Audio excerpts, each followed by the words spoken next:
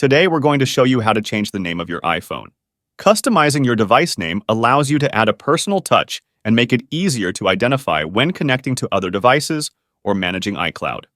In this tutorial, we'll walk you through the steps to change the name of your iPhone. Before we start, please remember to like the video and share it. Thank you a lot. First, unlock your iPhone and navigate to the home screen.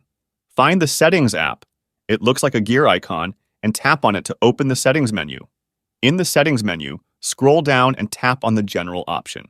This will take you to the General settings where you can manage various aspects of your iPhone. In the General settings, scroll down and tap on the About option. This will display information about your iPhone, including its name.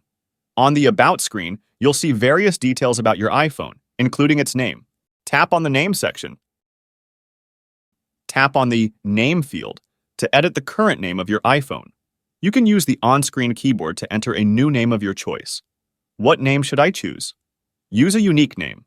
If you have multiple iPhones in your family, giving each a unique name makes it easier to identify them. Keep it short and simple. A shorter, easier-to-remember name is always a good idea. Have fun with it. There's no limit to what you can use as your iPhone name. Why is important to choose a good name? For example, you'll see the new name in the AirDrop menu, the Bluetooth settings, personal hotspots, and even when you connect to other devices. So please remember that this name will be seen by others. Once you're happy with the new name, just tap the back arrow from the top, and that's it. Now you know how to change your iPhone's name in a matter of seconds. And that's it for today. If you found this video helpful, please consider leaving a like and subscribe to my channel for more tech tips and tricks. As always, if you have any questions or requests for future videos, drop them in the comments below. Thanks for watching, and I'll catch you in the next one.